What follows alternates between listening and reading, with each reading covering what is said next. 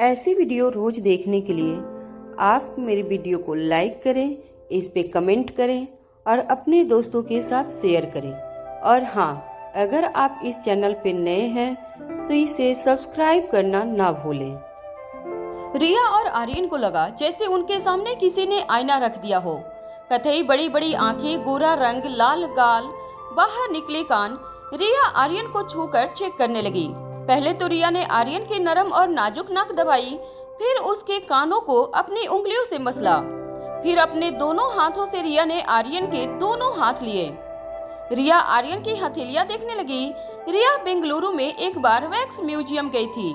उसे ऐसा ही लग रहा था जैसे आर्यन रिया का मोम से बना हुआ पुतला था। आर्यन पलके झपकाए बिना रिया को देखे जा रहा था। आर्यन ने काफी फिल्में देखी थी जिसमें हीरो का कोई हमशक्ल होता है, मगर असल जिंदगी में ऐसा कुछ हो सकता है, यह उसकी समझ के परे था। जो हो रहा था वो रिया और आर्यन दोनों की समझ के बाहर था। अचानक पीछे से सनी की आवाज आई, अब तुम सब देखना, नेक्स्ट गेम में मैं तुम्हारी कैसी हालत करता हूँ। मेरे पास एक जादुई चाबी आई है जिससे मैं कुछ ही दिनों में वर्ल्ड चैंपियनशिप जीत लूंगा। सनी की आवाज सुनते ही रिया ने आर्यन का एक हाथ पकड़ा और उसे कॉरिडोर से होते हुए स्टेयरकेस पर ले गई। 24वें फ्लोर पर स्टेयरकेस अक्सर कोई इस्तेमाल नहीं करता था।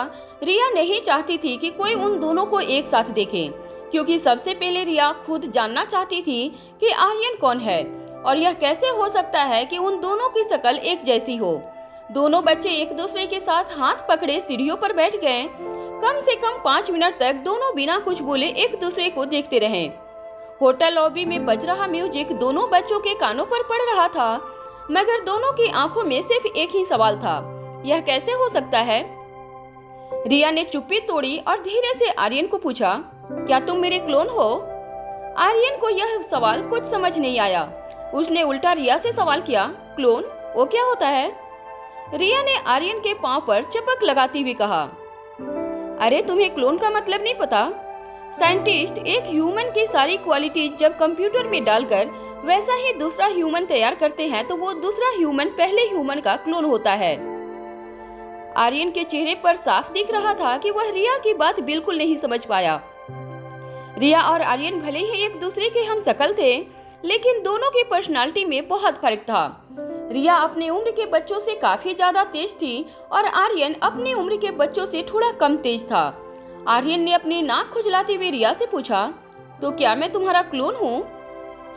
इस बात पर रिया खड़ी हो गई। स्टेयरकेस की रेलिंग पकड़कर पांव पटकते हुए कुछ सोचने लगी।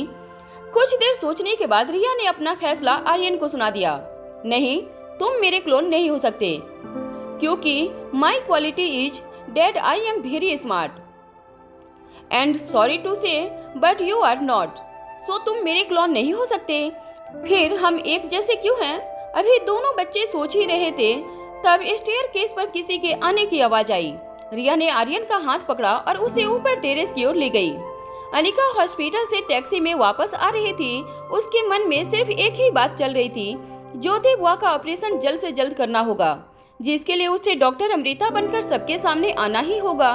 उसने अपने पर्स से डॉक्टर अग्रवाल का कार्ड निकाला और उसके पर्सनल नंबर पर फोन लगाया। जैसे ही डॉक्टर अग्रवाल ने फोन उठाया, अनिका ने उन्हें बताया, हेलो डॉक्टर, मैं अनिका गुलेरिया बोल रही हूँ। ज्योति बुआ के ऑपरेशन के बारे में क्या आपसे 2 मिनट बात कर सकती हूँ? सामने से डॉक्टर अग्रवाल ने अपने फ्रेंडली अंदाज में कहा, of course my dear, please go ahead. Anika ने बड़ी कॉन्फिडेंटली डॉक्टर अग्रवाल से कहा, डॉक्टर, ज्योति बुआ के ऑपरेशन की तैयारियां कीजिए, कल डॉक्टर अमृता उन्हें ऑपरेट करने आ रही हैं। यह बात सुनकर डॉक्टर अग्रवाल थोड़े हैरान हो गए। उन्हें लगा कि शायद बुआ के इलाज के लिए परेशान होकर अनिका ओवर कॉन्फिडेंस में यह बात कह रही है।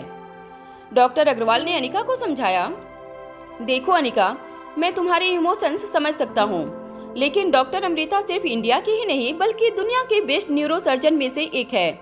उनकी अपॉइंटमेंट मिलना इतना आसान नहीं है। मैं खुद एक डॉक्टर हूँ। मैंने खुद कई बार चाहा है कि वह आकर हमारे हॉस्पिटल में कोई सर्जरी परफॉर्म करें, ताकि हमारे मेडिकल स्टूडेंट को भी उनसे कुछ सीखने का मौका मिले, मगर इतने सालों में मैं आज तक उन्हें बुला नहीं पाया।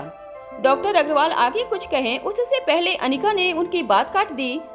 डॉक्टर, प्लीज डोंट वरी, मैं उन्हें मेल कर दूंगी। आई एम श्योर वो मान जाएंगे। डॉक्टर अमृता कल आपके हॉस्पिटल आ रही है। ज्योति बुआ का ऑपरेशन कल ही होगा। कुछ ही देर में आपको उनकी ओर से एक कंफर्मेशन ईमेल भी आ जाएगा। डॉक्टर अग्रवाल ने अनिका के साथ ज्यादा आर्गू न करते हुए कहा, ठीक है, उनका मेल आते ही मैं सारी तैयारियां शुरू कर दूंगा, डोंट वरी। फोन काटते ही अनिका ने एक कंफर्मेशन मेल टाइप किया और डॉक्टर अमृता वाले अकाउंट से डॉक्टर अग्रवाल को भेज दिया। होटल पैराडाइज में आर्यन और रिया टेरेस के वाटर टैंक के नीचे जाकर छुप गए थे। वहां से उन्हें कोई नहीं देख पाता। अभी टैंक के नीचे दोनों बैठे ही थे कि आर्यन ने रिया से पूछा, हम दोनों इस तरह छुप क्यों रहे हैं? इस सवाल पर रिया ने अपना एक हाथ अपने सर पर मारकर कहा, स्टूपिड बॉय, गॉड ने हमें सुपर पावर दी है, हम ये किसी को बता देंगे तो पावर खत्म हो जाएगी। आर्यन रिया की बात पर हैरान होकर बोला, हमारे पास क्या सुपर पावर है? रिया ने आर्यन को घुटनों पर बैठने का इशारा किया और उसे समझाने लगी, देखो, अगर हम किसी को ये न बताएं कि हम दो हैं तो सोचो हम क्या नहीं कर सकते। हम एक साथ दो जगह पर प्रेजेंट हो सकते हैं, जैसे कोई जादूगर। एक का बोर्ड में जाएगा तो दूसरा केज में से निकलेगा। एग्जाम में लिखूंगी, मार्क्स तुम्हें मिलेंगे। आर्यन को रिया की बातें किसी फेरी टेल जैसी लग रही थी। उसने रिया से पूछा, क्या यह सब सचमुच हो सकता है? रिया ने आर्यन की पीठ थपथपाकर कहा, यस, यह सब कुछ हो सकता है अगर तुम वह करो जो मैं कहती हूँ। तो बोलो, क्या तुम मेरा साथ दोगे? आर्यन रिया की बातों से इतना इम्प्रेस हो गया था कि उसने तुरंत रिया के हाथ में अपना हाथ दे दिया। रिया ने दूसरे हाथ से आर्यन को हाई फाई देकर कहा, we are a team now. यह बात सुनकर आर्यन के चेहरे की स्माइल थोड़ी कम हो गई। आर्यन ने धीमी आवाज में कहा, can we be friends? Riya ने मुस्कुराकर आर्यन से कहा, of course we are friends. तभी रिया को इस बात का एहसास हुआ कि वह अपने नए दोस्त से काफी वक्त से बातें कर रही थी, मगर उसे उसका नाम तक नहीं पता था। रिया ने अपना हाथ आगे बढ़ाते हुए आर्यन से कहा, हाय, आई एम रिया, तुम्हारा नाम क्या है? आर्यन ने हैंड शेक करते हुए कहा, आई एम आर्यन मारवा। रिया को अचानक कुछ याद आया। उसने आर्यन से पूछा, क्या तुम वही हो जिससे उस दिन मेरी इंटरकॉम पर बात हुई थी? तो आर्यन ने कहा, हाँ। रिया ने नाराज होकर आर्यन से पूछा, फिर तुम पिज्जा खाने क्यों नहीं आए? इस बात पर आर्यन ने कहा, मैं आ रहा था, मगर रास्ते में पहली बार मुझे मेरी मॉम मिली तो मैं उनके साथ पिज्जा खाने चला गया। ये बात सुनकर रिया स्प्रिंग की तरह उछल पड़ी। उसने खड़े होने की कोशिश की, मगर वह वाटर टैंक सर पर लगी और वो फिर से बैठकर बोली, क्या बात कर रहे हो? उस दिन मैं भी अपने डैड से पहली बार मिली थी। जैसे ही रिया ने ये कहा, दोनों बच्चे सारी बात समझ गए। रिया अपनी उंगली सिर पर थपथपाने लगी, फिर किसी बड़े जासूस की तरह बोली, इसका मतलब उस दिन तुम्हारे पापा मुझे आर्यन समझ रहे थे और मेरी मम्मी तुझे रिया समझ रही थी। दोनों बच्चे मुंह पर हाथ रखकर हंसने लगे। हंसते हंसते आर्यन ने कहा, इसका मतलब डैड सही कहते हैं, मेरी कोई मॉम नहीं है। आर्यन के मुंह से ये बात निकलते ही दोनों बच्चे शांत हो गए। आर्यन ने अपना चेहरा अपने घुटनों पर रख कर रिया से रिक्वेस्ट की, क्या मैं आज रात रिया बनकर तुम्हारी मॉम के साथ रुक सकता हूँ? I miss my mom. कुछ ऐसी ही सिचुएशन रिया की भी थी। रिया अपने डैड को मिस करती थी। आर्यन का आइडिया रिया को बहुत पसंद आया। आर्यन और रिया घुटनों पर रेंगते हुए वाटर टैंक से बाहर आए। फिर रिया ने चारों ओर देखकर चेक कर लिया कि कहीं उसे कोई देख तो नहीं रहा है। फिर आर्यन के कंधे पर हाथ रखकर सीढ़ियों की ओर जाते हुए बोली, ठीक है, आज रात तुम रिया बनकर मम्मा के साथ रहो और मैं आर्यन बनकर तुम्हारे डैड के साथ रहूंगी। लेकिन ध्यान रहे, उन्हें इस बात का पता नहीं चलना चाहिए, वरना हमारे सारे पावर्स चले जाएंगे। दोनों बड़े ही ध्यान से बिना आवाज किए सीढ़ियां उतरकर फिर से अपने स्वीट्स की ओर बढ़ने लगे। उधर life care hospital room number 32 के सामने प्रीति बेंच पर बैठी थी। उसकी आंखों से आंसू तो लगातार बहे जा रहे थे, मगर उसकी सिसकियां खत्म हो चुकी थी। प्रीति को यकीन नहीं हो रहा था। जब उसकी माँ जिंदगी और मौत के बीच लड़ रही थी, तब अनिका उनका साथ छोड़कर जा चुकी थी। कामनी ने प्रीति के कंधे पर हाथ रखा। वो उसके पास आकर बैठ गई और कामनी अचानक बड़े ही मैच्योर अंदाज में प्रीति को समझाने लगी, हमें तो पहले से ही पता था कि अनिका किसी की सगी नहीं। तुम्हारी आंखें आज खुली हैं। मैंने और मेरी माँ ने कितना सहा है यह हम ही जानते हैं। तुम और ज्योति बुआ इस पर आंख बंद करके विश्वास कर लेते, पर इसकी असलियत क्या थी यह सिर्फ हम ही जानते थे। मगर तुम लोग मेरी माँ को सौतेली समझकर कोसते रहे। प्रीति ने बिना कुछ कहे रोती हुई आंखों से कामनी को देखा। कामनी ने अपने हाथों से प्रीति के आंसू पोंछे और कहने लगी, देखो उस अनिका को भूल जाओ, हम है ना, तुम्हारी मम्मी को कुछ नहीं होने देंगे। मैंने खुद डॉक्टर अमृता को मेल किया है बुआ के ऑपरेशन के लिए, तुम फिक्र मत करो। प्रीति को अब भी विश्वास नहीं हो रहा था कि अनिका ऐसा कर सकती थी। तभी हॉस्पिटल पैसेज से डॉक्टर अग्रवाल के जूतों की तेज आवाज आने लगी। प्रीति ने देखा तो डॉक्टर अग्रवाल के चेहरे पर मुस्कान थी। वो प्रीति के पास आए। जैसे ही प्रीति बेंच पर से खड़ी हुई, डॉक्टर अग्रवाल ने उनके कंधों को पकड़कर कहा, प्रीति तुम्हारे लिए एक गुड न्यूज है। डॉक्टर अमृता तुम्हारी मम्मी का ऑपरेशन करने के लिए मान गई हैं। वह कल मिसेस शर्मा का ऑपरेशन करेंगी। उनका कन्फर्मेशन मेल भी आ गया है। प्रीति यह बात सुनकर बेहद खुश हो गई। उसकी आंखों के आंसू चेहरे की मुस्कान में बदल गए। कामनी और मनीषा एक दूसरे को देखने लगे। उन्हें यकीन नहीं हो रहा था कि आखिर डॉक्टर अमृता ज्योति बुआ का ऑपरेशन करने के लिए मान कैसे गई। मौका देखते ही कामनी ने कह दिया, थैंक्स गॉड, मेरे इतने मेल्स का फाइनली उन्होंने पॉजिटिव रिस्पांस दिया। कामनी की बात सुनकर डॉक्टर अग्रवाल कंफ्यूज हो गए। उन्होंने कामनी से पूछा, मगर अभी अभी अनिका ने मुझे कॉल किया था कि। कामनी ने डॉक्टर अग्रवाल को बीच में ही रोकते हुए कहा, सर आप भी किसकी बातों पर यकीन कर रहे हो? अरे वह कैसे डॉक्टर अमृता तक पहुंच सकती है? उसके पास तो बुआ के रिपोर्ट्स तक नहीं है और ना ही बुआ के ऑपरेशन में उसे कोई इंटरेस्ट है। आप पूछ लीजिए प्रीति से। बुआ के ऑपरेशन के लिए उसे एक छोटा सा काम दिया गया था, वह भी उसने नहीं किया। डॉक्टर अग्रवाल इस बात पर हैरान हो गए। जानने से पहले उन्होंने प्रीति के सर पर हाथ रखकर कहा, चलो अब आंसू पोंछ लो। इंडिया की बेस्ट न्यूरो सर्जन कल तुम्हारी माँ का ऑपरेशन करने वाली हैं। Your mother needs your prayers not tears. इतना कहकर डॉक्टर अग्रवाल वापस जाने ही लगे थे, तब कामनी ने उसका रास्ता रोककर उनसे कहा, sir if you don't mind, क्या कल मैं डॉक्टर अमृता को इस ऑपरेशन में असिस्ट कर सकती हूँ? डॉक्टर अग्रवाल ने थोड़ा सोचने के बाद जवाब दिया, well sure I will put your name on the list. उन्हें जूनियर डॉक्टर्स की एक टीम की जरूरत होगी, मैं तुम्हारा भी नाम उसमें ऐड कर दूंगा। कामनी यह सुनकर बेहद खुश हो गई। वह भूल गई कि वह हॉस्पिटल में खड़ी थी। वह जोर जोर से सबको बताने लगी, सुना तुमने, मैं कल डॉक्टर अमृता को असिस्ट करने वाली हूँ। प्रीति सुना तुमने? मॉम क्या आपने सुना? I am going to assist the best neurosurgeon in this India, doctor Amrita. Hotel paradise international में रिया और आर्यन ने अपने कपड़े वापस में बदल लिए। रिया आर्यन को फाइनल टिप्स देने लगी, देखो चाहे कुछ भी हो जाए, मम्मा को पता नहीं चलना चाहिए कि तुम रिया नहीं हो।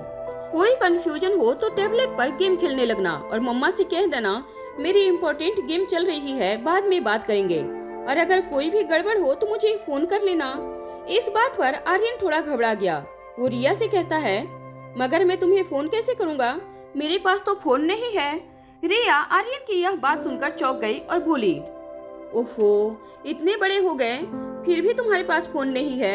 एनीवेज तुम मेरा फोन रखो, आई विल मैनेज। रिया ने आर्यन के हाथ में अपना फोन दिया। फिर 24वें फ्लोर की लॉबी का दरवाजा खोलकर वह चेक करने लगी कि कहीं कोई लॉबी में खड़ा तो नहीं है। मगर जैसे ही उसने दरवाजा खोला उसने देखा सनी ठीक उसके सामने खड़ा था। सनी के दोनों हाथ अपनी कमर पर थे। उसने रिया की आंखों में आंखें डालकर कहा, समझ गया, मैं सब समझ गया। सनी की आवाज कानों पर पड़ते ही रिया ने आर्यन को दरवाजे के पीछे ढकेल दिया और अपने रूम की कार्ड की उसे दे दी। फिर रिया ने सनी से पूछा, क्या समझ गए? सनी ने रिया को सैल्यूट करते हुए पूछा, मैं सब समझ गया कि तुम गेम कब खेलते हो, चोरी छुपे घर से बाहर जाते हो और फिर टेरेस पर जाकर गेम खेलते हो। मतलब इतने टाइम से यह सब तुम मेरी आंखों के सामने ही कर रहे थे, लेकिन मुझे कुछ भी पता नहीं चला। आज मुझे समझ नहीं आ रहा है कि मैं ज्यादा बेवकूफ हूँ या तुम अल्ट्रा जीनियस।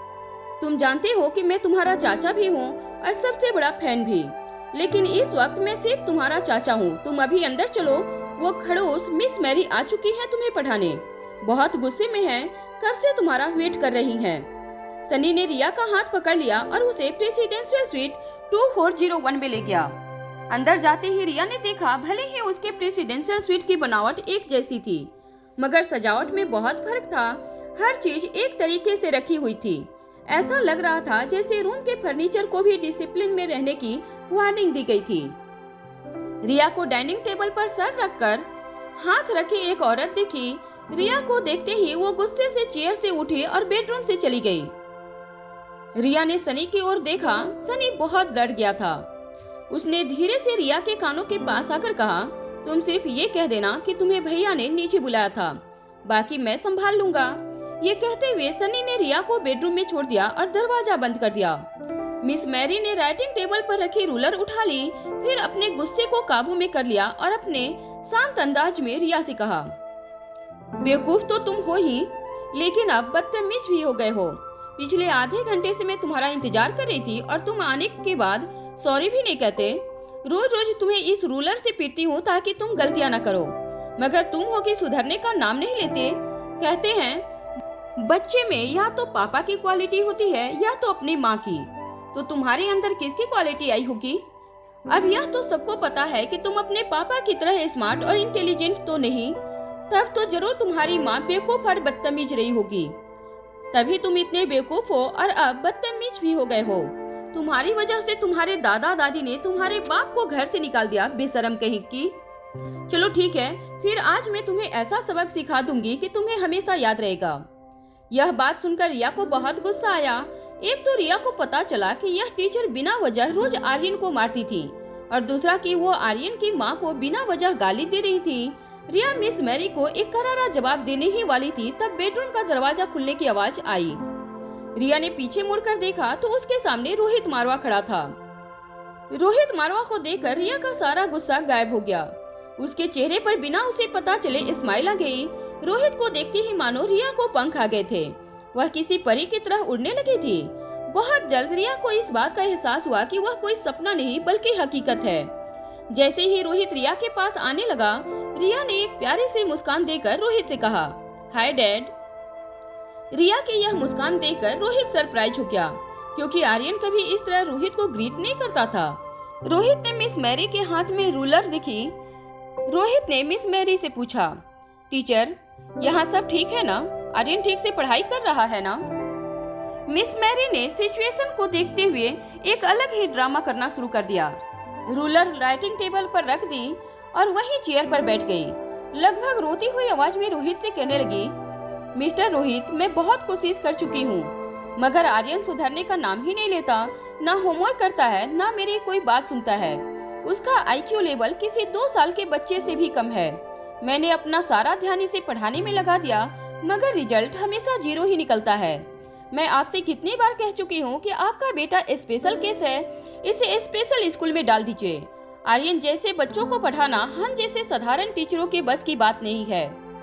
मेरी की यह बात सुनकर रोहित काफी निराश हो गया, मगर उसने अपने चेहरे पर अपनी उदासी नहीं आने दी। रोहित रिया के पास घुटनों पर बैठा उसकी आंखों में आंखें डालकर देखने लगा। रोहित को इतना पास से देखकर रिया की मुस्कान और भी बड़ी हो गई। इतने पास से रोहित और भी ज्यादा हैंडसम लग रहा था। उसकी स्टबल दाढ़ी, पतले होंठ और होंठों के नीचे एक तिल रिया के इमेजिनेशन में उसके डैड जैसे थे। उस डिफिनेशन में रोहित बिल्कुल परफेक्ट उतरता था। रिया का मन अभी रोहित को देखते हुए भरा नहीं था। तभी उसके कानों पर रोहित की आवाज पड़ी, आर्यन बेटा, तुम होमवर्क क्यों नहीं करते? मिस मैरी को कंप्लेन का मौका क्यों देते हो? रिया बिना कुछ बोले सिर्फ रोहित को देख रही थी। रोहित की बातों का क्या जवाब देना है, ना तो रिया जानती थी और ना ही उसे इंटरेस्ट था। रिया को चुपचाप खड़ा देखकर मैरी ने अपनी झूठी कहानी और आगे बढ़ा दी। देखा मिस्टर रोहित मारवा, बस ऐसे ही कोई भी सवाल पूछो तो ऐसे ही एक्सप्रेशंस देता है आर्यन। ना तो खुद बात करता है, ना तो मेरी कोई बात समझता है। मैथ के एग्जाम के पहले ज्योग्राफी पढ़ता है और ज्योग्राफी के एग्जाम के पहले हिस्ट्री। ऐसे बच्चों को डिसिप्लिन में लाना बहुत मुश्किल है, और फिर बच्चा ही तो है, मार भी तो नहीं सकते। मैरी की यह बात सुनकर रिया ने मैरी की ओर देखा। रिया को पता था कि टीचर साफ झूठ बोल रही है। वह रोज आर्यन को मारती थी। रोहित पास की चेयर पर जाकर बैठ गया। रोहित का सर झुक चुका था। ऐसा लग रहा था जैसे रोहित ने आर्यन को लेकर हार मान ली हो। रिया ने रोहित की हालत देखी नहीं जा रही थी। रिया रोहित को कुछ कहे उससे पहले मिस मैरी ने अपनी आखिरी चाल चल दी। वो रोहित के पास आई और बिल्कुल धीमी आवाज में कहने लगी, मिस्टर रोहित, मेरी बात मान लीजिए। आर्यन को स्पेशल स्कूल की जरूरत है। वहाँ के टीचर्स ऐसे ऑटिस्टिक्स बच्चों को पढ़ाने में ट्रेंड होते हैं। आर्यन उनके अंदर ट्रेंड होगा तो बड़ा होकर आप पर बोझ नहीं बनेगा। ऐसी एक स्कूल में मेरा कांटेक्ट है। हमें जल्दी फैसला लेकर आर्यन को वहाँ भेज देना चाहिए। मिस मैरी की बात सुनकर रिया हैरान हो गई। उसे पता था कि आर्यन एक नॉर्मल बच्चा है, उसे ऐसी स्कूल में जाने की कोई जरूरत नहीं। वह देख सकती थी कि मिस मैरी किसी गहरी प्लानिंग में थी। रिया ने सोच लिया था कि अगर रोहित ने आर्यन का साथ नहीं दिया और मिस मैरी की बात मान ली तो वह अपनी मम्मा को सब कुछ बता देगी, आर्यन को यहाँ से छुड़ा लेगी और फिर कभी रोहित से नहीं मिलेगी। वह शांत खड़ी रोहित के जवाब का इंतजार कर रही थी। मिस मैरी ने रोहित के कंधे पर हाथ रखकर उसे फिर से पूछा, mister Marwa, I am waiting for your answer. Rohit ने अपने सर से हाथ हटाया और बिना मिस मैरी को देखे जोर से आवाज लगाई, सनी, सनी यहाँ आओ। रोहित को इतनी जोर से चिल्लाते हुए सुन सनी दौड़कर बेडरूम में आया। वो घबराकर रोहित से पूछने लगा, क्या हुआ भैया, क्या आर्यन से कोई गलती हुई है? सनी रिया की ओर देखने लगा। वो इशारे से रिया को पूछने लगा कि क्या हुआ। उसे डर था कहीं रोहित के सामने आर्यन का गेमिंग वाला राज खुल न गया हो। तभी रोहित ने सनी से कहा, सनी एक काम करो, मिस मैरी को पूरे साल की फीस दे दो और उनसे कह देना कि अगर वह आर्यन को नहीं पढ़ा सकती तो हम किसी और को ढूंढ लेंगे।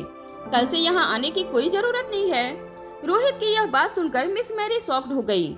उसने सोचा नहीं था कि रोहित उससे इस तरह का बात करेगा।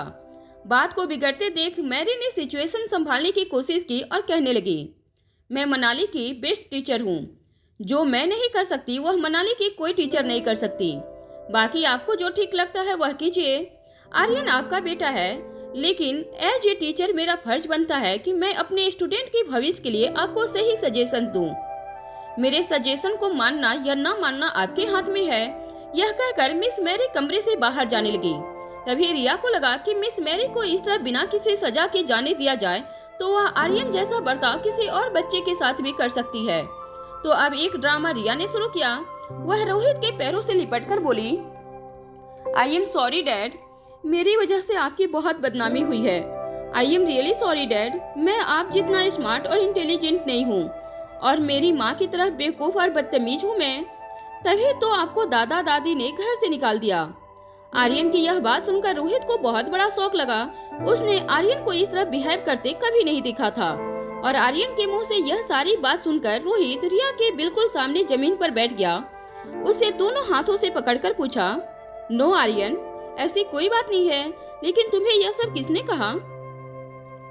रिया ने अपना हाथ ऊपर करके दरवाजे पर खड़ी मिस मैरी की ओर इशारा कर दिया। रिया रोहित के पीठ के पीछे कंधे पकड़कर छुप गई। मिस मैरी को समझ नहीं आ रहा था कि वह क्या करे। उसे अंदर ही अंदर डर लग रहा था कि यह बात सुनकर रोहित उसके साथ क्या करेगा। वह अटक अटक कर अपने डिफेंस में बोलने लगी, मिस्टर मारवा, आर्यन झूठ बोल रहा है। एक्चुअली यह ऐसे लड़के अक्सर झूठा बोला करते हैं। मैंने आपसे कहा था ना, it is dangerous to keep him hair.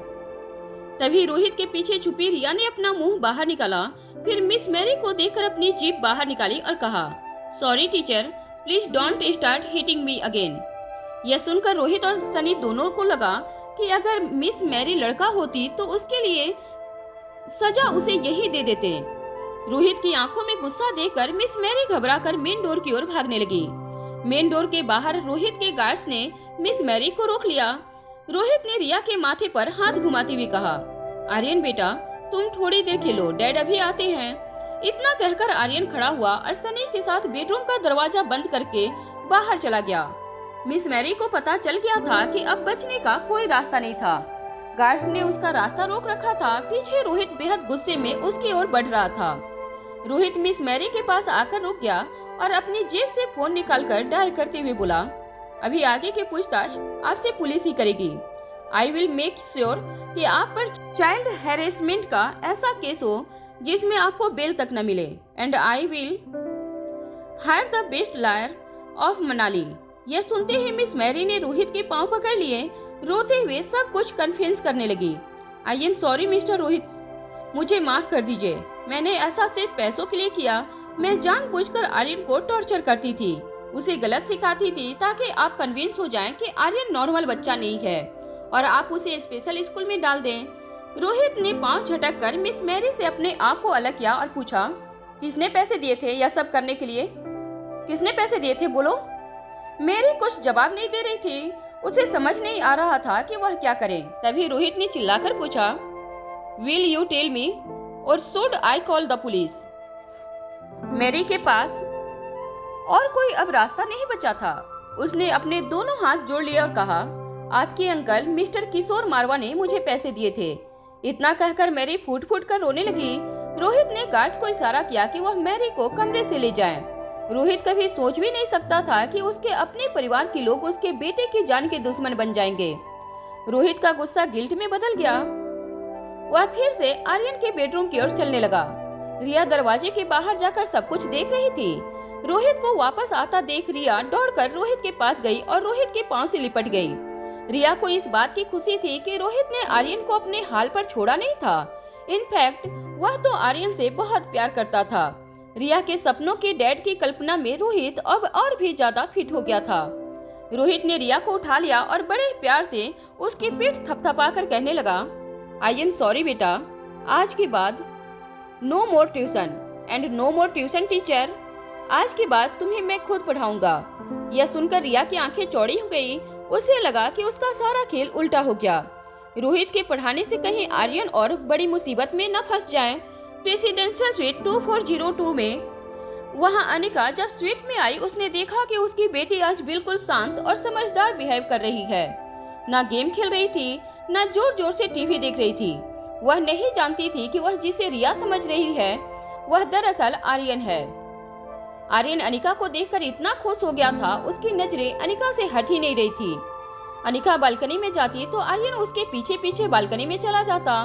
Anika bedroom में जाती तो चुपचाप आर्यन भी उसके पीछे पीछे बेडरूम चला जाता। अनिका सोफा पर बैठकर ज्योति बुआ के ऑपरेशन के बारे में कुछ सोच रही थी। उसकी नजर सामने बैठे आर्यन पर पड़ी। अनिका ने नोटिस किया कि आज फिर से रिया की आंखें सुस्त लग रही थी। उसने आर्यन को दोनों हाथों से पकड़ा और अपने नजदीक खींचा और उसे गले लगा लिया। फिर उसकी पीठ पर थपथपाने लगी। आर्यन के लिए यह सब किसी सपने से कम नहीं था। अनिका के हक करते ही आर्यन को कब नींद आ गई उसे पता भी नहीं चला। अनिका ने नोटिस किया कि रिया नींद में है। उसने हल्की सुरीली आवाज में कहा, चलो मम्मा को भी नींद नहीं आ रही है, let's have bath and sleep. Anika Aryan को उठाकर बाथरूम ले गई। अनिका ने बाथ टब में पानी भरना शुरू किया। तभी आर्यन की नींद खुली और उसे इस बात का एहसास हुआ कि अगर अनिका ने उसे नहलाया तो अनिका को पता चल जाएगा कि वो रिया नहीं, और फिर उसके और रिया के सुपर पावर्स चले जाएंगे। जैसे ही अनिका आर्यन की टी शर्ट निकालने लगी, आर्यन ने उसे रोका और बिना कुछ कहे बाथरूम से भाग गया।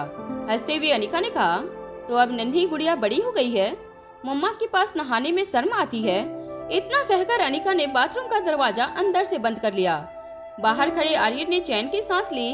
आर्यन ने अलमारी से रिया के कपड़े लिए और अनिका के आने से पहले कपड़े बदल लिए। जैसे ही बाथरूम में से पानी की आवाज बंद हुई, आर्यन बेड पर जाकर लेट गया। उसने अपनी आंखें बंद कर ली। अनिका जैसे ही बाहर आई, उसने देखा कि रिया ऑलरेडी सो चुकी थी। उसने रिमोट से एसी का टेम्परेचर कम किया, रिया को चादर उठाई, प्यार से उसके माथे पर हाथ फेरते हुए उसे किस किया। आर्यन की आंखें बंद तो थी, मगर वह पूरी तरह जाग रहा था। माँ के इस प्यार को आर्यन बचपन से मिस कर रहा था। आज जैसे उसका सपना पूरा हो रहा था, उसे इस बात का डर था कहीं उसकी आंखें खुलते ही यह सपना टूट न जाए। रिया का फोन जो आर्यन ने अपने पीलो के नीचे रखा था वह वाइब्रेट होने लगा। आर्यन ने एक आंख खोलकर देखा, मोबाइल स्क्रीन पर आर्यन के रूम का लैंडलाइन नंबर फ्लैश हो रहा था। आर्यन बहुत डर गया, कहीं अनिका ने फोन उठा लिया और अनिका ने रिया की आवाज सुन ली तो आर्यन और रिया की पोल खुल जाएगी। जैसे ही अनिका ने फोन लेने की कोशिश की, आर्यन करवट बदलते हुए फोन के बिल्कुल ऊपर सो गया। तभी फोन का वाइब्रेट होना भी बंद हो गया। अनिका रिया की नींद नहीं तोड़ना चाहती थी, इसलिए उसने भी सोचा कि जो कोई भी होगा वह सुबह दोबारा फोन कर लेगा। अनिका को ज्योति बुआ का ऑपरेशन करना था। वह जानती थी इतने मुश्किल ऑपरेशन के लिए उसकी नींद का पूरा होना बहुत जरूरी था। अनिका रिया की छाती पर हाथ फेरते हुए ठीक उसके बगल में सो गई। थोड़ी देर बाद जब आर्यन को महसूस हुआ कि अनिका सो चुकी थी, आर्यन ने धीरे से अनिका को हग किया। आर्यन को पता भी नहीं चला कि कब वो गहरी नींद में खुद सो गया था। रेसिडेंशियल स्वीट 2401 में रिया आर्यन को फोन लगाने की कोशिश कर रही थी, मगर आर्यन जवाब नहीं दे रहा था। रिया इस बात से घबराई थी कि रोहित ने कहा था कि अब रोहित उसे पढ़ाएगा। यूँ तो रिया पढ़ाई में बहुत अच्छी थी, खुद 6 साल की थी, मगर अपनी उम्र के 2 साल बड़े बच्चों की मैथ्स प्रॉब्लम आसानी से सॉल्व कर लेती थी। मगर यहाँ उसे आर्यन जैसा लगना था। उसे जानबूझकर दिखाना होगा कि उसे पूछे गए प्रश्न का आंसर नहीं आता था। ऐसा करना रिया के लिए बहुत मुश्किल था। रिया किसी तरकीब के बारे में सोच ही रही थी, तभी रोहित फोन पर बातें करता हुआ बेडरूम में आया। रोहित फोन पर किसी को इंस्ट्रक्शन दे रहा था। प्रॉफिट कम होने का यह मतलब नहीं कि मार्केट में हमारी क्रेडिट कम हो गई है।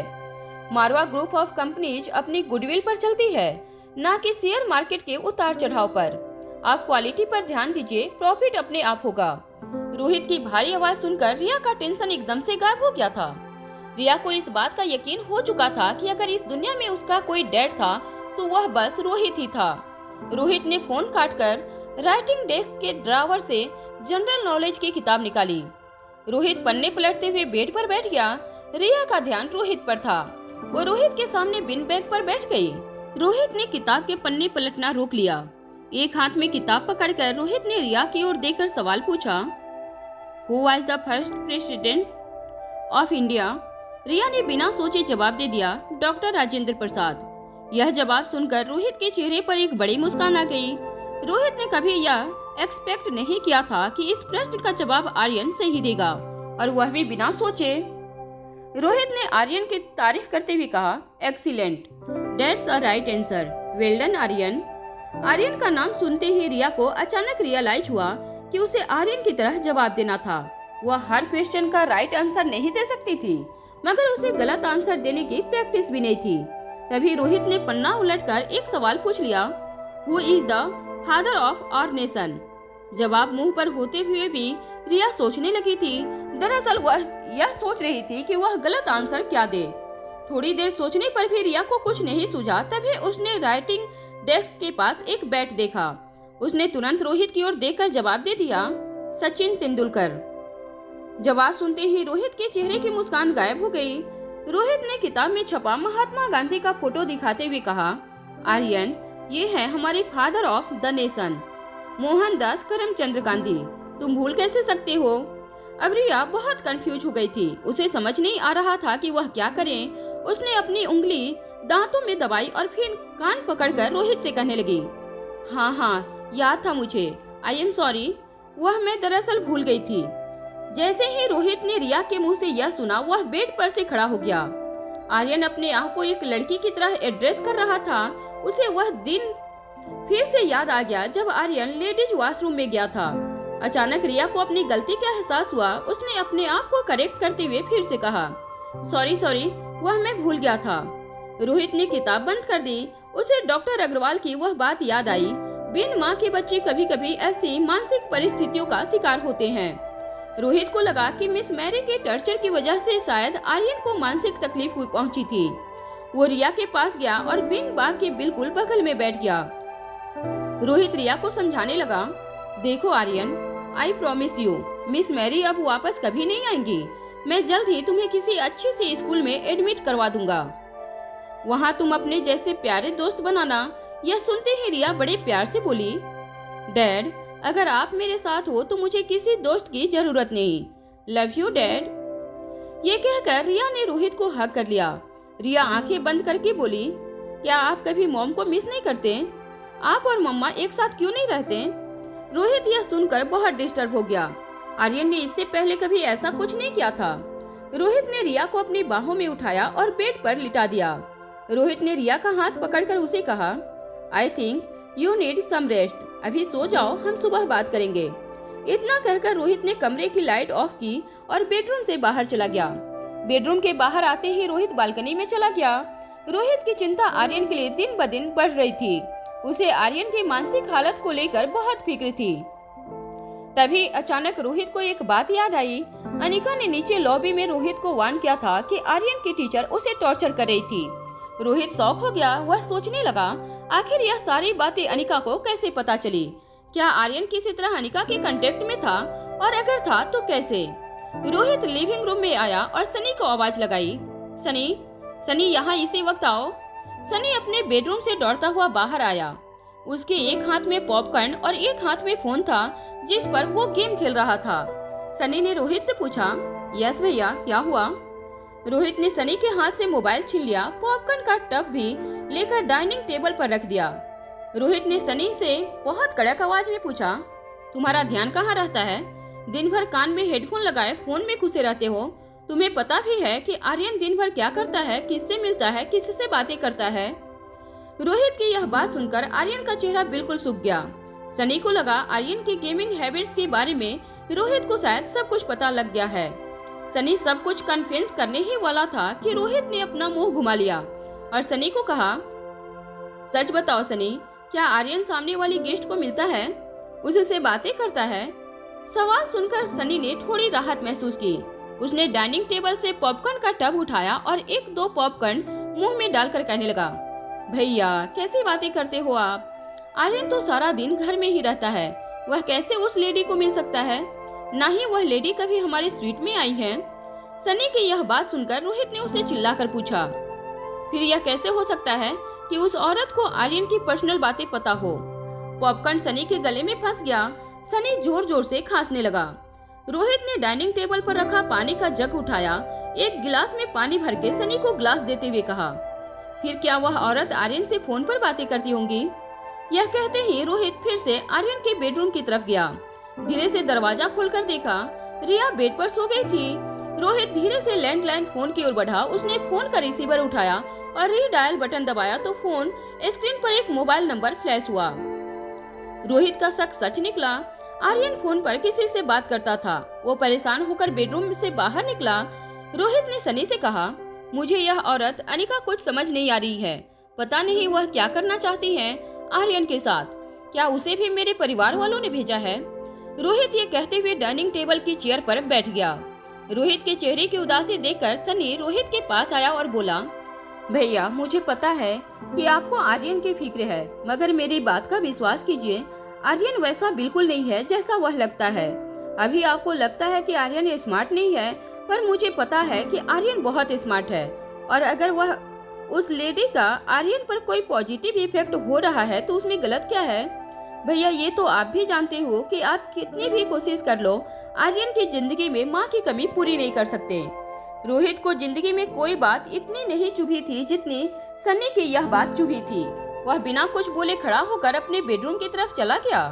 नेक्स्ट डे अनिका अभी सो रही थी। आर्यन बालकनी में फोन पर रिया के साथ बात कर रहा था। सॉरी, मैं कल तुम्हारा फोन नहीं उठा पाया। तभी रिया ने धीमी आवाज में बोलना शुरू किया, तुम्हारे लिए खुशखबरी है, तुम्हारी उस टीचर मैरी की छुट्टी कर दी है और बहुत जल्द तुम्हें एक अच्छे स्कूल में एडमिशन भी मिल जाएगा। रिया की इस बात पर आर्यन को विश्वास नहीं हो रहा था। उसने रिया से पूछा, आर यू सीरियस? तुम मजाक तो नहीं कर रही ना? रिया ने इरिटेट होकर जवाब दिया, सुबह सुबह ऐसा कौन मजाक करता है? अच्छा अब मेरी बात ध्यान से सुनो, आज का प्लान। रिया ने अभी यह कहा ही था कि उसे दरवाजा खोलने की आवाज आई। रिया ने झट से फोन रख दिया। रिया ने दरवाजे की ओर देखा। ट्रैक पैंट, स्लीपर और बनियान में रोहित बेडरूम में आया। रोहित सुबह की एक्सरसाइज कभी मिस नहीं करता था। रोज की तरह एक्सरसाइज के बाद वो आर्यन को जगाने आया था। रोहित को देखते ही रिया ने एक बड़ी सी मुस्कान देकर कहा, वाह डैड, आज तो आप बहुत ज्यादा हैंडसम लग रहे हैं। आर्यन की बात सुनकर रोहित के चेहरे पर भी स्माइल आ गई। वह रिया के बगल में आकर बैठ गया और अपनी उंगलियों से रिया का नाक पकड़कर बोला, तुम भी कुछ कम हैंडसम नहीं हो। यह बात सुनकर रिया की हंसी निकल गई। उसने रोहित को जवाब दिया, मैं हैंडसम नहीं ब्यूटीफुल हूँ। क्या आप जानते हैं बड़े होकर मुझे क्या बनना है? फिल्म की हीरोइन। रिया की बात सुनकर रोहित बेहद परेशान हो गया। उसे लगा पिछली बार जब आर्यन ने ऐसा बिहेव किया था तो सुबह उठकर वह फिर से नॉर्मल हो गया था, मगर आज आर्यन की मानसिक हालत और बिगड़ गई थी। रोहित ने रिया के माथे को हाथ लगाकर उसका टेम्परेचर चेक किया, फिर पूछा, आर्यन बेटा, आर यू ऑल राइट? तुम ठीक तो हो ना? रिया बेड पर खड़ी होकर बोली, आई एम एब्सोल्युटली फाइन। मुझे क्या हुआ है? मुझे भूख लगी है। यह कहकर रिया ने रोहित को घूमने का इशारा किया। जैसे ही रोहित घुमा, रिया ने रोहित की पीठ पर छलांग लगाई और कहा, क्या आप मुझे ब्रेकफास्ट टेबल तक ले जाएंगे प्लीज? रोहित को समझ नहीं आ रहा था कि हमेशा डिसिप्लिन में रहने वाले आर्यन को आज अचानक क्या हो गया था। रिया को कंधे पर उठाए रोहित ड्राइंग रूम में आया। रोज की तरह रोहित के नौकर ने डाइनिंग टेबल नाश्ते की प्लेट से सजा दिया था। फ्रूट्स, ऑरेंज जूस, सैलेड और boiled eggs. Sunny already dining table पर बैठा था। रिया ने रोहित के कंधे से सनी को विश किया, गुड मॉर्निंग चाचू। यह नजारा देखकर सनी नाश्ता चबाना भूल गया था। वो मुंह खुला रखकर रोहित और रिया को देखने लगा। टेबल के पास आते ही रिया अचानक से रोहित के कंधे से नीचे उतर गई और वो डाइनिंग टेबल के पास रखी चेयर पर खड़ी हो गई और नाश्ता चेक करने लगी। फिर होटल के स्टाफ की ओर देखा और कहा, सी, यह कैसा नाश्ता है? मुझे यह नहीं खाना। एक काम करो, मेरे लिए chocolate milk shake, cheese sandwich और डोनट्स लेकर आओ। और हाँ, डोनट्स के ऊपर बहुत सारा चॉकलेट सॉस डालना मत भूलना। सनी, रोहित और रोहित का नौकर समझ नहीं पा रहे थे कि आज आर्यन को आखिर हो क्या गया है। आर्यन को इतना एनर्जेटिक पहले कभी किसी ने नहीं देखा था। रोहित ने नौकरों को इशारा किया, आर्यन जो मांग रहा है उसे लाकर दे दो। उसने अपनी जेब से फोन निकाला और डॉक्टर अग्रवाल को फोन लगाकर कहा, doctor Agarwal, I think the time is come. I need your best child psychologist right now. Rohit धीमी आवाज में बोला। आर्यन फिर से उस दिन की तरह बिहेव करने लगा है। वह अपने आप को ब्यूटीफुल बता रहा है, बड़ा होकर फिल्म की हीरोइन बनना चाहता है। Doctor Agrawal, this is serious. You have to do something for my son. Rohit बेहद टेंशन में फोन पर डॉक्टर अग्रवाल से आर्यन की ट्रीट करने की रिक्वेस्ट कर रहा था। डाइनिंग टेबल पर सनी, रिया सनी के मोबाइल में देखकर हंस रहे थे। रोहित बालकनी में फोन पर डॉक्टर अग्रवाल से बात कर रहा था। डॉक्टर अग्रवाल एक समझदार और एक्सपीरियंस्ड डॉक्टर थे। वैसे तो रोहित उनके हॉस्पिटल का मालिक था, मगर रोहित को डॉक्टर अग्रवाल के लिए बहुत रिस्पेक्ट थी। डॉक्टर अग्रवाल ने रोहित को समझाते हुए कहा, देखो रोहित, हर इंसान की अपनी प्रेफरेंस होती है। उसे कोई चीज अच्छी लगती है तो कोई चीज बुरी लगती है। हम कितनी भी कोशिश कर लें, हम किसी बच्चे के अंदर जबरदस्ती किसी भी चीज के लिए प्यार या नफरत पैदा नहीं कर सकते। यह सब कुदरती होता है, यू नो, बाय बर्थ। जैसे मुझे कॉफी पसंद है और तुम्हें चाय। आर्यन को शायद वह सारी चीज अच्छी लगती हो जो आमतौर पर लड़कियों को पसंद हो। ये कोई बीमारी नहीं है। इससे ना तो उसकी हेल्थ का कोई लेना देना और ना ही उसकी मानसिकता का। He is as normal as you and me. जब रोहित ने इन चीजों पर कोई रिएक्शन नहीं दिया तो डॉक्टर अग्रवाल ने एक लंबी सांस छोड़ते हुए कहा, देखो Rohit, I will send doctor Ayesha as soon as possible. Till then, जितना हो सके आर्यन को खुश रखो। Make observations and note down. We will do the best we can for Aryan. Rohit ने धीमी आवाज में डॉक्टर अग्रवाल से कहा, thank you very much. Rohit phone काटने वाला था तब डॉक्टर अग्रवाल ने उसे रोकते हुए कहा, होल्ड रोहित, एक्चुअली मैं तुम्हें कॉल करने ही वाला था। आज शाम को डॉक्टर अमृता हमारे हॉस्पिटल में सर्जरी करने वाली हैं। I thought you would like to meet her. Rohit को इस वक्त आर्यन का टेंशन तो जरूर था, मगर डॉक्टर अमृता को मिलना उसके लिए उतना ही जरूरी था। वह अपनी दादी के इलाज के लिए डॉक्टर अमृता से किसी भी तरह मिलना चाहता था। रोहित ने डॉक्टर अग्रवाल से कहा, डॉक्टर प्लीज मेक श्योर मैं डॉक्टर अमृता से 5 मिनट के लिए मिल पाऊं। रोहित की बातों में अर्जेंसी देखकर डॉक्टर अग्रवाल ने उससे कहा, ऑफ कोर्स, मुझे पता है यह तुम्हारे लिए कितना इम्पोर्टेंट है। तुम ठीक 5 बजे हॉस्पिटल आ जाना। आई विल मेक श्योर कि वह तुम्हें मिले। रोहित ने डॉक्टर अग्रवाल को थैंक्स कहकर फोन काट दिया।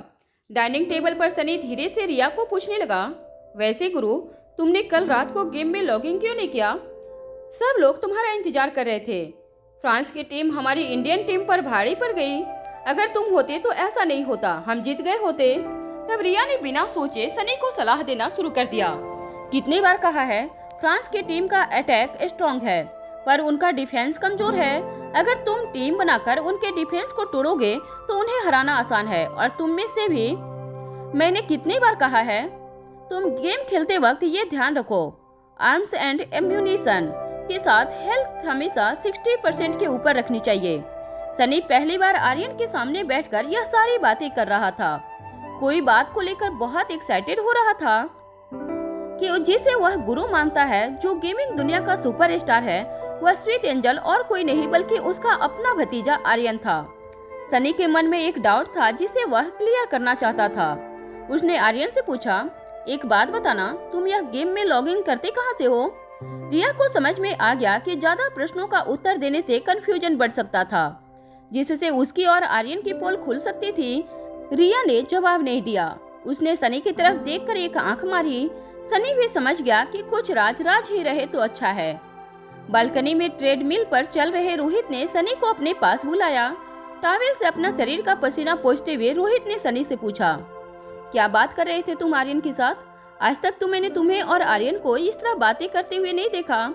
इस पर सनी हड़बड़ाकर बोला, कुछ नहीं, पूछ रहा था कि उसे स्कूल जाकर पढ़ना ज्यादा पसंद है या फिर होम टीचिंग। रोहित और सनी अभी बात कर ही रहे थे कि पीछे से रिया ने आवाज लगाई, excuse me gentleman, I am going to the shower. उसके बाद मैं और डैड मूवी देखने जाएंगे। एंड चाचू प्लीज आप देखिए मेरा चॉकलेट मिल्क शेक और चॉकलेट डोनट्स तैयार हुए या नहीं। इतना कहकर रिया अपने बेडरूम में चली गई और दरवाजा भी बंद कर दिया। रोहित और सनी समझ नहीं पा रहे थे कि आज आर्यन के साथ हुआ क्या था। आर्यन में इतना कॉन्फिडेंस आखिर आया कहां से था? जो आर्यन अपना नाम बोलने से भी डरता था, वह आज सुबह से किसी विंग कमांडर की तरह सबको ऑर्डर किए जा रहा था। बेडरूम में शावर में जाने से पहले रिया ने आर्यन का वार्डरोब खोला और उसकी पसंद के कपड़े निकाल लिए। ब्लू जीन्स और ब्लैक टी शर्ट, आर्यन का स्पोर्ट्स शूज का कलेक्शन भी रिया को बहुत पसंद आया। रिया ने गौर से बेडरूम की दीवारों पर आर्यन की लगी तस्वीरें देखी। उसे अब भी यकीन नहीं हो रहा था कि कोई कैसे बिल्कुल उस जैसा दिख सकता था। आर्यन और रोहित की एक तस्वीर पर रिया की नजर अटक गई। तभी रिया को एहसास हुआ कि अगर आर्यन उसका क्लोन नहीं है तो हो सकता है वही उसका खोया हुआ जुड़वा भाई है और रोहित मारवा उसके डैड। इस सोच ने रिया का विश्वास पक्का कर दिया था कि रोहित ही उसका डैड था। आर्यन और कोई नहीं बल्कि उसका खोया हुआ भाई था। रिया की आंखों में आंसू थे, लेकिन उसके चेहरे पर एक बड़ी स्माइल। उसने जल्दी से लैंडलाइन से आर्यन को फोन लगाया। जैसे ही आर्यन ने फोन उठाया, रिया ने उससे कहा, तुम मेरे जुड़वा भाई हो। इसके आगे मैं तुम्हें अभी कुछ नहीं समझा पाऊंगी। अब मैं जो कहती हूँ वह ध्यान से सुनो और उसे फॉलो करो। आर्यन रिया की बात पर कुछ रिएक्ट करता या समझ पाता उससे पहले रिया ने अपनी अगली इंस्ट्रक्शन दे दी और कहा, देखो मैंने डैड से कहा है वह मुझे फिल्म दिखाने ले जाएं। तुम भी मम्मा के साथ पास वाले थिएटर में आ जाओ। आर्यन बालकनी में जाकर चुपके से बात कर रहा था। उसने रिया से पूछा, मगर मैं उनसे क्या कहूँ? रिया ने फिर से अपना हाथ माथे पर मारा और कहा, ओफो, इतना भी नहीं समझते। मम्मा को कन्विंस करना बहुत आसान है। उनके सामने जाओ, प्यारे से स्माइल दो और कहो, आज मुझे मूवी देखने का मूड है। बस मम्मा सारे काम छोड़कर तुम्हें मूवी दिखाने ले जाएंगी। मैं चाहती हूँ कि मम्मा और डैड एक दूसरे के साथ बैठकर फिल्म देखें। मैं डैड को पहले ही थिएटर के अंदर ले जाऊं। तुम सिर्फ इतना ध्यान रखना कि थिएटर में अंधेरा होने के बाद तुम मम्मा को लेकर अंदर आना, फिर मेरे साथ वाले सीट पर बैठ जाना। We are taking our parents on a movie date. अब जल्दी करो, बहुत जल्द हम चारों एक साथ एक ही घर में रहने वाले हैं। इतना कहकर रिया ने फोन रख दिया और आर्यन के कपड़े लेकर बाथरूम में चली गई। प्रेसिडेंशियल स्वीट 2402 में यह सुनकर आर्यन बहुत खुश हो गया कि अनिका ही उसकी मॉम थी। उसने बेडरूम में जाकर अनिका को देखा तो अनिका अभी भी सो रही थी। उसे ज्यादा से ज्यादा नींद लेनी थी ताकि बुआ के ऑपरेशन के वक्त उसे फिजिकल या मेंटल थकान न महसूस हो। आर्यन को जो कुछ भी करना था बहुत जल्द करना था। फिल्म बस कुछ ही देर में शुरू होने वाली थी। आर्यन बेड पर चढ़ गया। दबी सी नाजुक नाक, गोरा रंग, लाल गाल देखकर आर्यन को लगा जैसे उसके अपने चेहरे की बनावट बिल्कुल अनिका के चेहरे जैसी थी। अनिका को देखकर रिया की बातों में आर्यन का विश्वास और भी पक्का हो गया। अनिका ही आर्यन की मॉम थी। आर्यन अनिका को झटके से नहीं उठाना चाहता था, इसलिए धीमी और प्यारी आवाज में अनिका को बुलाने लगा, मॉम मॉम, जागो मॉम, इट्स मॉर्निंग। अनिका ने जब धीरे धीरे आंखें खोली तो उसके सामने आर्यन का प्यारा सा चेहरा था। उसने अपने दोनों हाथों से आर्यन के चेहरे को पकड़कर उसे चूम लिया और फिर उसे अपने बगल में सुलाकर हग करके बोली, good morning my sunshine, very good morning. क्या बात है, आज सुबह सुबह इतना प्यार आ रहा है मम्मा पर, कुछ चाहिए तुम्हें? आर्यन तो चाहता था कि बस सारा दिन अनिका उसे यूं ही प्यार करती रहे, मगर उसे रिया के इंस्ट्रक्शन भी फॉलो करने थे। आर्यन ने बड़ी ही पोलाइटली अनिका से पूछा, मॉम क्या हम फिल्म देखने जा सकते हैं प्लीज? अगर रिया ने ऐसी जिद किसी और दिन की होती तो अनिका बिल्कुल नहीं मानती, मगर आज जिस तरह से आर्यन ने रिक्वेस्ट की थी वह उसे मना नहीं कर पाई। ऑपरेशन 5 बजे का था। अनिका ने सोचा कि 3 घंटे की फिल्म पूरी करके वो हॉस्पिटल चली जाएगी। उसने आर्यन के सर पर हाथ घुमाते हुए कहा, okay darling, now come on get ready, हमें जल्दी निकलना होगा। दूसरी तरफ रिया आर्यन के कपड़े पहनकर बेडरूम से बाहर आया। रोहित फोन पर किसी से बात कर रहा था। वह कह रहा था, मेरी आज की सारी अपॉइंटमेंट कैंसिल कर दो, पहले मैं मेरे बेटे के साथ फिल्म देखने जाऊंगा और वहां से सीधा लाइफ केयर हॉस्पिटल जाऊंगा। जो कहा वह करो, आज का दिन मेरी फैमिली के लिए बहुत इम्पोर्टेंट है। यह कहते हुए रोहित ने फोन काट दिया और मुड़कर रिया की ओर देखकर कहा, आर्यन पूरी की पूरी सिनेमा हॉल बुक कर लेता हूँ, हॉल में सिर्फ हम दोनों होंगे।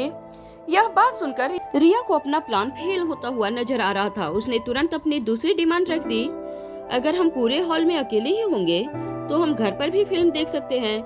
आई वांट हम सबके बीच में बैठकर फिल्म देखें। रोहित आर्यन की यह जिद पूरी नहीं करने वाला था। उसने कहा, देखो अभी सिचुएशन अच्छी नहीं है, तुम बीमार पड़ सकते हो, तुम्हें इन्फेक्शन भी हो सकता है, इट इज टू रिस्की। रिया ने इस बात का झट से सॉल्यूशन निकाला और कहा, ओहो डैड, हमारे पास मास्क है, ग्लव्स हैं, फिर किस बात की डर? रिया को मास्क इसलिए भी पहनना था ताकि वह अपना चेहरा अनिका के सामने आसानी से छुपा सके। मूवी थिएटर प्रीमिस में एक लंबी काली इम्पोर्टेड गाड़ी एंटर हुई। गाड़ी का नंबर था 001। मनाली में लगभग सभी लोग जानते थे कि 001 नंबर की लंबी काली गाड़ी रोहित मारवा की थी। गाड़ी के रुकते ही पीछे की गाड़ी से 4 बॉडीगार्ड्स बाहर निकले। रोहित और आर्यन के उतरने के लिए गाड़ी के दरवाजे खोले। थिएटर का मैनेजर दौड़कर रोहित के पास आया और कहा, सर इन्फॉर्म कर दिया होता तो आप आने वाले हैं तो मैं सारी बुकिंग कैंसिल कर देता। तब रोहित ने कहा, नहीं, आर्यन की इच्छा थी कि वह लोगों के साथ बैठकर फिल्म देखे। मैनेजर ने हंसकर आर्यन की ओर देखा और कहा, गुड चॉइस, फिल्म का असली मजा तो लोगों के साथ बैठकर देखने में ही आता है। मैनेजर ने रोहित और आर्यन को इशारा करके अंदर आने का न्योता दिया। प्लीज वेलकम सर, मैं आपको आपकी सीट पर छोड़ देता हूँ। मैनेजर रोहित के आगे चल रहा था। रिया रोहित का हाथ पकड़कर पीछे चल रही थी, लेकिन वो तेज दौड़ते हुए रोहित को जल्दी जल्दी चलने की जिद करने लगी। वह चाहती थी कि वह जल्दी से थिएटर के अंधेरे में सीट पर जाकर बैठ जाए ताकि अनिका के आने पर अनिका उसे देख न सके। मैनेजर ने टॉर्च जलाई और रोहित और आर्यन को बॉक्स सीट की ओर ले गया।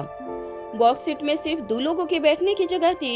यह देखकर रिया ने कहा, नहीं, हम यहाँ नहीं बैठेंगे, मुझे बिल्कुल लोगों के बीच में बैठना है।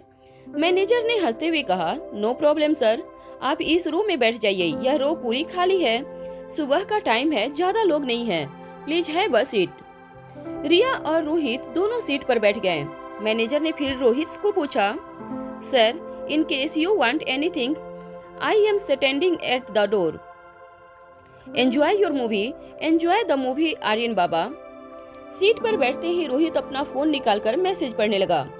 रिया का ध्यान अब भी थिएटर हॉल में आने वाले लोगों पर था। उसकी प्लानिंग यह थी कि जैसे ही अनिका और आर्यन हॉल में आए, वह आर्यन को इशारा कर देगी, फिर आर्यन बिल्कुल रिया की बगल वाली सीट पर बैठ जाएगा। रिया को इस बात की बहुत एक्साइटमेंट थी। जिंदगी में पहली बार वह अपनी पूरी फैमिली के साथ मूवी एंजॉय करने वाली है।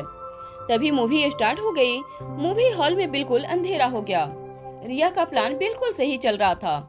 बस वह भगवान से प्रे कर रही थी कि आर्यन की नजर उस पर पड़े और वह वही सीट पर बैठे। वहाँ आर्यन बार बार कोई न कोई बहाना बनाता था। कभी सॉक्स उल्टे पहन लिए तो कभी जूते टाइट लग रहे थे। हजारों कोशिशों के बाद आर्यन अनिका को थिएटर पहुंचने में 15 मिनट लेट करवाने में कामयाब हो गया था। थिएटर लॉबी में पहुंचते ही अनिका ने आर्यन से कहा, तुम यहीं खड़ी रहो, मैं टिकट्स लेकर आती हूँ, कोई शैतानी मत करना, कहीं जाना भी मत। बेचारे आर्यन ने, जिसने कभी कोई शैतानी नहीं की थी, पोलिटली अपना सर हाँ में हिला दिया। अंदर रोहित को बार बार बिजनेस के सिलसिले में मैसेजेज आ रहे थे। मूवी में होते हुए म्यूजिक और शोर के कारण वह किसी का कॉल रिसीव नहीं कर पा रहा था। तभी अचानक उसके मोबाइल स्क्रीन पर कंपनी के जीएम का मैसेज फ्लैश हुआ, it's urgent, please call back. यह मैसेज पढ़ते ही रोहित ने रिया से कहा, आर्यन बेटा, मुझे बहुत इंपॉर्टेंट कॉल अटेंड करना होगा जो मैं यहाँ नहीं कर सकता।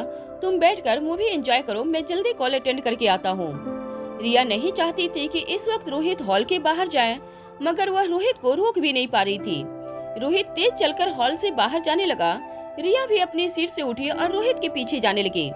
रोहित ने कॉल उठाया और थिएटर लॉबी में चला गया। वह भी कंपनी के जनरल मैनेजर से बात करने लगा। तभी रोहित की नजर लॉबी में खड़े आर्यन पर पड़ी। रोहित अपने जनरल मैनेजर से बात करके थिएटर लॉबी में पहुंचा। रोहित ने मैनेजर से कुछ इम्पोर्टेंट बातें करके फोन रख दिया और जैसे ही वो थिएटर में वापस जाने के लिए मुड़ा तो उसने देखा सामने आर्यन खड़ा था। रोहित को देखकर ही आर्यन घबराकर बोला, डैड, मैं तो यहाँ।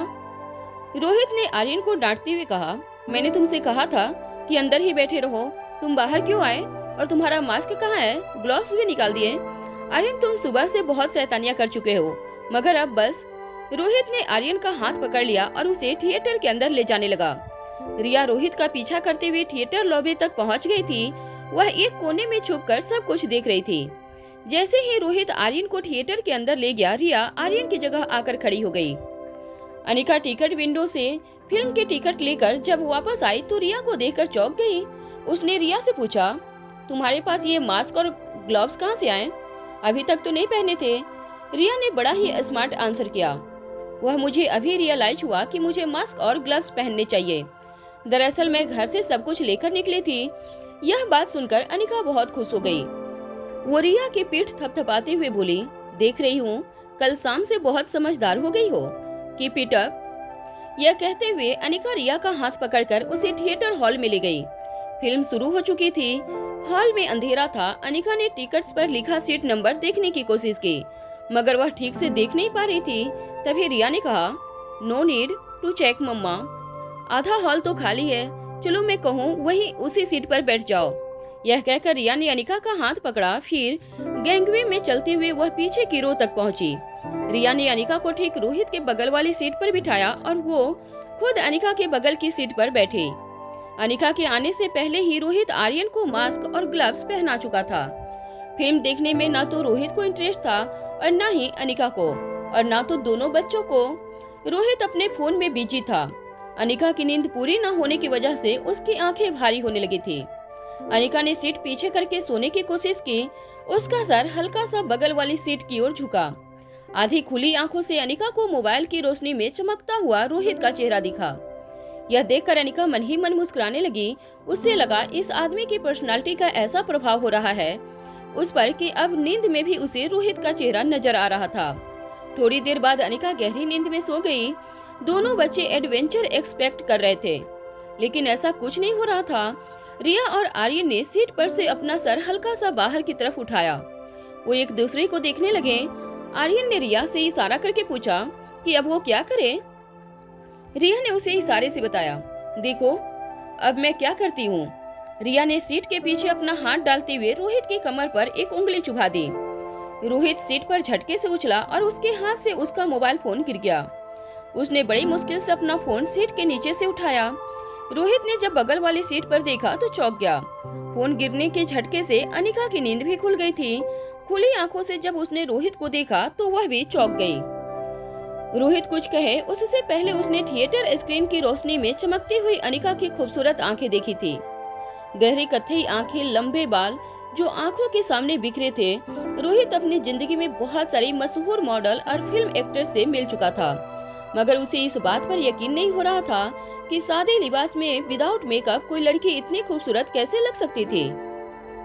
वहीं अनिका को भी रोहित की पर्सनालिटी से एक अनजाना आकर्षण हो रहा था। दोनों कुछ देर एक दूसरे को आंखों में आंखें डालकर देखते रहे। फिर लगभग एक साथ दोनों ने कहा, तुम यहाँ। तभी अचानक स्क्रीन पर गाना शुरू हो गया। म्यूजिक में दोनों एक दूसरे की बात ठीक से सुन नहीं पा रहे थे, इसलिए रोहित ने आवाज ऊंची करके कहा, देखो मैंने तुम्हें पहले भी वार्न किया है कि मेरा पीछा करना छोड़ दो, मुझसे और मेरे बेटे से दूर रहो, तुम समझते क्यों नहीं। अनिका ने भी गुस्से में पलटवार किया, मिस्टर रोहित मारवा, आप समझते क्या है अपने आप को। मैं मानती हूँ कि आप हैंडसम हो, सक्सेसफुल हो और काफ़ी लड़कियाँ आपके पीछे घूमती होंगी, लेकिन इसका मतलब ये नहीं कि आप जब चाहें जिसके सामने चाहे मेरी इंसल्ट करें। मैं यहाँ अपने बच्चे के साथ आई हूँ फिल्म देखने, आपका पीछा नहीं कर रही हूँ। रोहित को अंधेरे में रिया की शक्ल दिखाई नहीं दे रही थी, मगर उसे इतना जरूर दिख रहा था कि अनिका की बगल वाली सीट पर एक बच्चा बैठा है। रोहित अपनी आवाज थोड़ी नीचे करते हुए बोला, ऐसे कोइंसिडेंस हमारे साथ ही क्यों हो रहे हैं? आप मेरे ही होटल में आकर रुकी, रोज किसी न किसी बहाने से आप मुझसे टकरा जाती हैं। अजीब बात तो यह है कि आप मेरे बेटे की पर्सनल लाइफ की जानकारी मुझे देती हैं, जिसके बारे में मैं खुद नहीं जानता। और अब मैं अपने बेटे के साथ फिल्म देखने आता हूँ, ठीक उसी शो में मेरी बगल वाली सीट पर आकर बैठ जाती हैं। इन सब का क्या मतलब समझूं मैं? अनिका रोहित को कोई जवाब नहीं दे पा रही थी, क्योंकि इन सारी चीजों का उसके पास कोई जवाब ही नहीं था। वह खुद यह सोचकर हैरान थी कि यह सब उसके साथ क्यों हो रहा था। एक चीज अनिका और रोहित दोनों ने नहीं जानते थे कि वह उनके दोनों बच्चे थे जो उन्हें बार बार ऐसी सिचुएशन में खड़ा कर रहे थे। रोहित थोड़ी देर फिल्म के स्क्रीन की ओर देखने लगा, अनिका भी स्क्रीन की ओर देखने लगी। दोनों की नजरें तो स्क्रीन पर थी, मगर मन ही मन दोनों अपने साथ हो रहे कोइंसिडेंस के बारे में सोच रहे थे। तभी अचानक फिल्म में हीरो का एक रोमांटिक सीन शुरू हो गया। अनिका और रोहित के लिए यह देखना थोड़ा ऑकवर्ड हो गया था। रोहित कभी अपने मोबाइल की ओर देखता तो कभी यहाँ वहाँ देखने लगता। अनिका भी अपने हाथों से बाल संवारने लगी और किसी तरह रोहित को देखना अवॉइड करने लगी। थोड़ी देर बाद रोहित ने चुप्पी तोड़ते हुए अनिका से कहा, देखिए, I don't want to be rude, लेकिन मैं चाहता हूँ कि आप अपना कमरा बदल लें। आप होटल में दूसरा कोई भी कमरा चूज कर सकती हैं, and your stay will be completely free. यह सुनकर अनिका की पेशेंस खत्म हो गई। उसने रोहित से कहा, एनफ मिस्टर रोहित, आप समझते क्या है अपने आप को? पैसा सिर्फ आपके पास है। मैंने अपने स्टे की एडवांस पेमेंट की है आपकी होटल को। आप इस तरह मुझे अपने कमरे से निकाल नहीं सकते। I will sue you. Rohit भी अपनी आवाज बढ़ाकर बोला, what? You will sue me? आप समझते क्या है अपने आप को? दोनों एक दूसरे पर उंगली उठाकर बात करने लगे। आगे की रूम में बैठे एक बुजुर्ग ने कहा, अरे भाई, मियाँ बीवी के झगड़े को घर पर ही निपटाया करो, यहाँ आकर हमें डिस्टर्ब क्यों कर रहे हो? इस बात पर बाकी की ऑडियंस भी हंसने लगी। रोहित और अनिका को साथ बैठा देखकर लोगों को यही लग रहा था कि पति पत्नी अपने बच्चों के साथ फिल्म देखने आए हैं। रोहित अपनी सीट से खड़ा हो गया और उस बुजुर्ग को हाथ दिखाकर कहा, I am sorry uncle, please enjoy your movie. तब उस बुजुर्ग ने पलटकर कहा, अरे भाई, इतनी खूबसूरत जोड़ी है तुम्हारी, तो क्यों झगड़ा करती हो? फिर उन्होंने अपने बगल में बैठी अपनी वाइफ से कहा, पता नहीं आजकल की जनरेशन को क्या हो गया है। रोहित ने उस आदमी की मिसअंडरस्टैंडिंग को दूर करना जरूरी नहीं समझा। उसने आर्यन का हाथ पकड़ा और थिएटर हॉल से निकलने लगा। आर्यन ठीक रोहित के पीछे छुप गया ताकि निकलते वक्त अनिका उसे देख न सके। जो कुछ भी हुआ, उसने अनिका को गुस्सा तो बहुत आ रहा था, मगर कहीं न कहीं उसे पता था कि रोहित एक अच्छा इंसान था। बस उसे अनिका को लेकर कोई मिसअंडरस्टैंडिंग हुई थी। अनिका ने रिया की ओर देखा। रिया फिल्म देखने में बिजी होने की एक्टिंग कर रही थी। इच्छा न होने के बावजूद माँ बेटी ने जबरदस्ती पूरी फिल्म देखी। प्रेसिडेंशियल स्वीट 2401 24th फ्लोर पर अपने स्वीट के पास पहुंचते ही रोहित ने अपने बॉडीगार्ड्स को वापस जाने का इशारा किया। की कार्ड से रूम अनलॉक करके उसने पहले आर्यन को अंदर भेजा। रोहित ने अंदर जाने से पहले मुड़कर स्वीट नंबर 2402 की ओर देखा, फिर कुछ सोचकर अंदर चला गया। आज जो कुछ भी हुआ था, यह सब देखकर आर्यन पहले से ही बहुत घबराया हुआ था। वह चुपचाप एक कोने में जाकर खड़ा हो गया। रोहित ने अपना फोन सोफा पर फेंका, पास वाली चेयर पर बैठकर टांगे टेबल पर रख दी, फिर एक हाथ के इशारे से आर्यन को अपने पास बुलाया। आर्यन बहुत डरा हुआ था, मगर धीरे धीरे वो रोहित के पास गया। रोहित ने अपना गुस्सा शांत करते हुए आर्यन का एक हाथ अपने हाथ में लिया और कहा, देखो आर्यन, दुनिया में हर किसी पर भरोसा नहीं कर सकते, स्पेशली उन पर जिन्हें तुम जानते तक नहीं। कुछ बातें ऐसी होती है जो तुम उम्र के साथ ही सीखोगे, जैसे कि किसके साथ दोस्ती करनी है, किस पर विश्वास करना है, किससे दूर रहना है। लेकिन जब तक वह समझ तुम्हारे अंदर डेवलप नहीं होती, तब तक तुम्हें अनजान लोगों से दूर रहना है। मैं चाहता हूँ कि तुम सामने वाली लेडी से दूर रहो। हो सकता है वो हमें नुकसान पहुँचाने आई हो। आर्यन को रोहित की ये बात बिल्कुल पसंद नहीं आई थी। आर्यन लगभग रोती हुई आवाज में बोला, नो डैड, वो बहुत अच्छी हैं, वो मुझे क्यों नुकसान पहुंचाएंगी? वो तो मेरी मॉम है। आर्यन के मुंह से ये सुनकर रोहित शॉक हो गया। उसने तुरंत आर्यन के दोनों हाथ पकड़कर पूछा, व्हाट? क्या कहा तुमने? मॉम? नहीं, वो तुम्हारी मॉम नहीं है, तुम्हारी कोई मॉम नहीं है।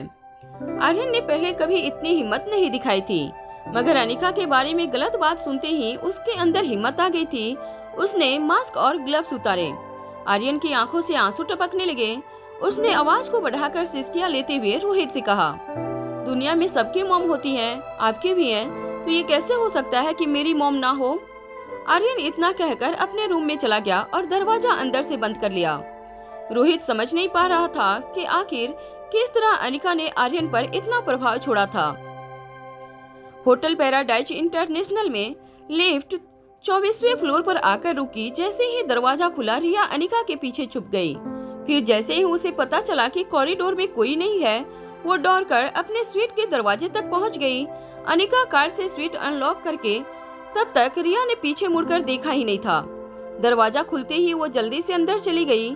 अनिका के लिए रिया की ऐसी शरारतें रोज की बात थी।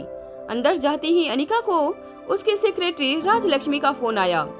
राजलक्ष्मी का फोन उठाते ही उसने अनिका से कहा, मैडम, मैं आपकी सेक्रेटरी हूँ, कम से कम मुझे ये जानने का हक तो है कि आज आप ऑपरेशन करने वाली हैं मनाली की लाइफ केयर हॉस्पिटल में। अनिका ने दोनों होठों को दबाते हुए कहा, आई एम सॉरी राज, मैं तुम्हें बताना भूल गई। I am really sorry. Rajalakshmi ने बड़ा ही रूखा जवाब दिया, it's okay ma'am, as usual. उनके हॉस्पिटल से मेल आया है, पूछ रहे थे आप कब तक आओगी ETC, और डॉक्टर अग्रवाल ने आपका नंबर मांगा है, दे दूं? अनिका ने तुरंत कहा, नहीं, डोंट गिव माई नंबर, उनसे कह दो मैं टाइम पर पहुंच जाऊंगी। उन्हें फिक्र करने की कोई जरूरत नहीं है, और हाँ, कुछ भी हो जाए उन्हें मेरा नंबर मत देना। राजलक्ष्मी को यह बात कुछ समझ नहीं आई, मगर बॉस का ऑर्डर था तो मानना तो पड़ता ही। राजलक्ष्मी ने कहा, ओके डॉक्टर, यस यू से। अच्छा, उन्होंने डॉक्टर्स की जो टीम सिलेक्ट की है वह मैं तुम्हें भी सेंड करती हूँ। If you want any change let me know, I will mail them immediately. Anika ने ओके कहते हुए फोन काट दिया।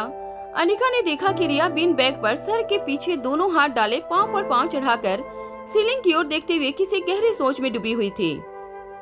अनिका रिया के पास गई और उसने पूछा, अगर गहरी सोच में डूबी हो और मैं डिस्टर्ब नहीं कर रही हूँ तो आई एम सॉरी, क्या मैं तुमसे 2 मिनट बात कर सकती हूँ? रिया ने अपनी सोच से बाहर आकर कहा, of course, no problem, go ahead mamma. Anika Riya के पास एक चेयर लेकर बैठ गई। अनिका को पता था कि ज्योति बुआ का ऑपरेशन बहुत ट्रिकी था और शायद ऑपरेशन खत्म होने में कुछ ज्यादा वक्त लग सकता था। टेबल पर पड़ा ऑरेंज छीलते हुए अनिका ने रिया से कहा, Riya, I know you are a great up girl, तुम अपना ध्यान खुद ही रख सकती हो। यह बात सुनते ही रिया समझ गई कि अनिका को कहीं बाहर जाना था। इनफैक्ट रिया को भी मौका चाहिए था आर्यन से मिलने का। रिया ने मुस्कुराकर अनिका की तरफ देखा और उसने पूछा, तुम बाहर जाना चाहती हो मम्मा, राइट? इट्स ओके मम्मा, भूख लगेगी तो रूम सर्विस से मंगवा कर खाना खा लूंगी, प्यास लगेगी तो अपने आप पानी भी पी सकती हूँ, इतनी बड़ी तो हो ही गई हूँ, तुम मेरी फिक्र किए बिना जा सकती हो। अनिका रिया की समझदारी देखकर बहुत प्राउड फील करती थी। उसने रिया से कहा, आज मम्मा अपनी बुआ का ऑपरेशन करने जा रही है, wish me luck and please pray for aunty. तब रिया ने बड़ी कॉन्फिडेंटली कहा, मम्मा, आंटी को कुछ नहीं होगा, यू नो व्हाई? बिकॉज उनकी ट्रीटमेंट वर्ल्ड की सबसे बेस्ट डॉक्टर करने वाली हैं। एंड थॉट्स माय मम्मा। रिया ने दोनों हाथों से अनिका को गले लगा लिया और दोनों गालों पर किस किए। अनिका ने भी उसे माथे पर किस करके थैंक यू कहा। अनिका ने अभी ये सोचा नहीं था कि वह किस तरह बुआ का ऑपरेशन करेंगी बिना किसी को यह पता चले कि अनिका ही डॉक्टर अमृता थी। अनिका किसी तरकीब के बारे में सोचने लगी, तभी उसके मोबाइल फोन पर डॉक्टर अमृता के अकाउंट से एक मेल आया। राजलक्ष्मी ने उसे असिस्टेंट डॉक्टर्स की टीम की एक लिस्ट भेजी थी, जिन डॉक्टर्स के साथ मिलकर अनिका को ज्योति बुआ का ऑपरेशन करना था। लिस्ट में कामनी गुलेरिया का नाम भी शामिल किया गया था।